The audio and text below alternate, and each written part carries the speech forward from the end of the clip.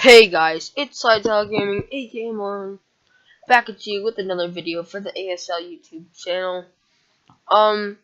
Season 3 is here, and we have some new things for YouTube.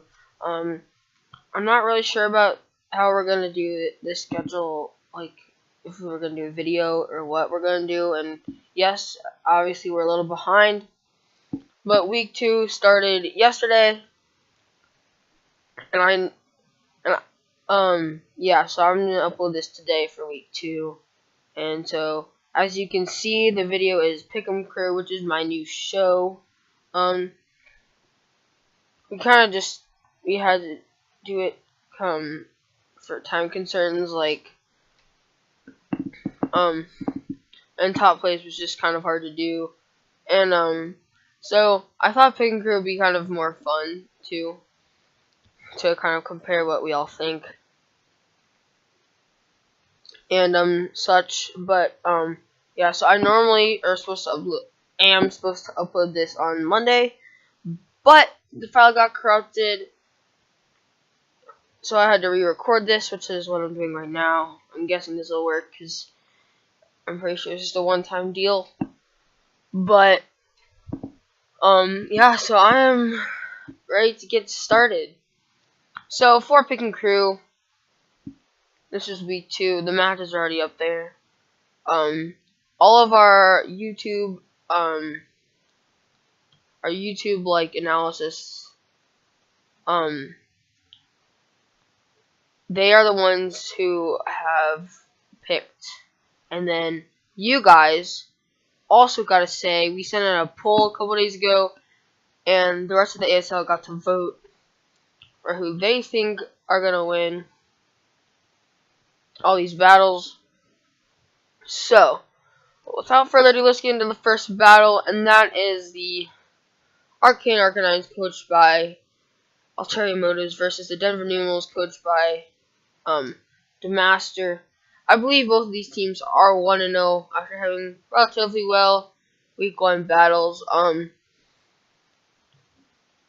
Ian is ranked to be number 1 by many people, actually. Just a fun fact. Cough, keister. But yeah, so everybody had the Arcane Arcanines winning except for Demaster himself. But I'm not surprised. He usually tends to pick himself, but at the same time, like, it's a good confidence booster, and it helps, I guess.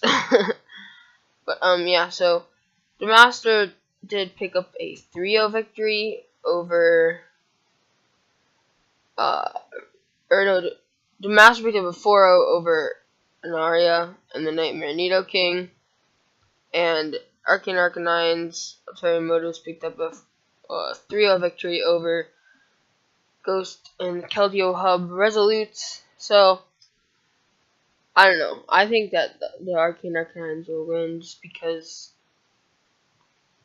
Ulterior Motives is a more experienced battler, and I think that he'll be able to pull it out with his really good team.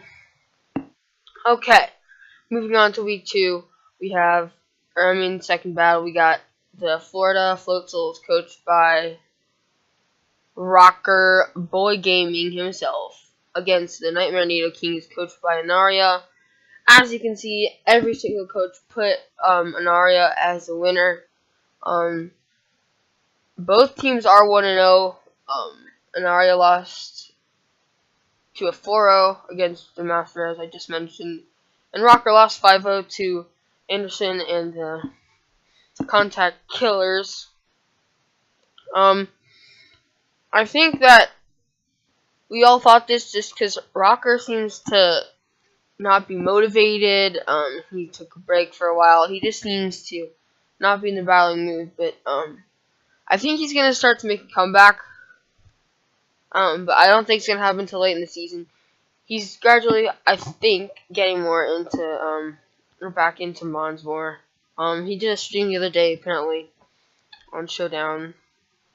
But you guys go check out his channel. It should be in the the suggested channels on our homepage at ASL YouTube. The next match is the Phoenix Flygons, coached by Keister, against the Keldeo Resolutes, coached by Ghost. This one was a pretty, this is one of our closer, polls. 4 of us had the Phoenix Flygons winning, and 2 of us, Hutch and Master, had Ghost winning.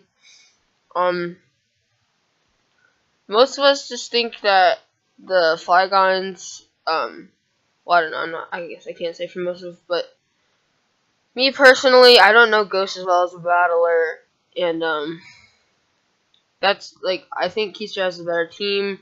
I personally know that Keister, like, he's one of the best at prep in this entire league, and Keister is already 1-0, something to keep in mind. He beat Laurie and the Netherlandians 6-0, and, as he summed it up, Seed Flare. There's some good words, but Seed Flare missed 3 times in that battle, or something like that. And the Manaphy swept the entire team. And then Ghost lost to, oh yeah, Altaria, as mentioned earlier. It was a 3-0. So next we have the Contact Killers against the BC Bibarels. I think it's like British Columbia, I don't even know. But this one was the most split, or tied for the most split. Myself, Susie, and the Master had Brad winning in the Contact Killers, but Hutch, TG, and you guys have TG winning in this. This is supposed to be a good match. I know a lot of us are a little bit skeptical about Contact Killers roster, but I think that Coach is gonna be able to pull a win.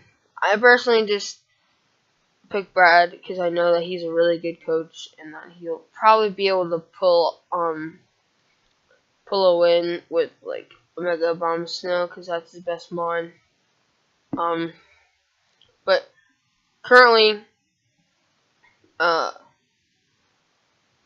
Contact Killers are 1-0 with a 5-0 victory, and the British Columbia Bibarels are 1-0 with a +4 differential. So pretty close. Moving on, we have the Portland Timbers against the Netherlandians, coached by Laurie. This one was our other kind of split one. It was the same.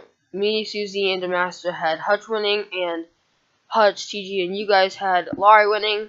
I think these coaches are pretty evenly, like they were both pretty good at battling and all of that.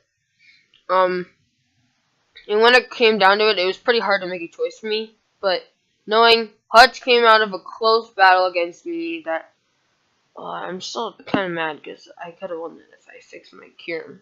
But I didn't, and he won. So, yeah.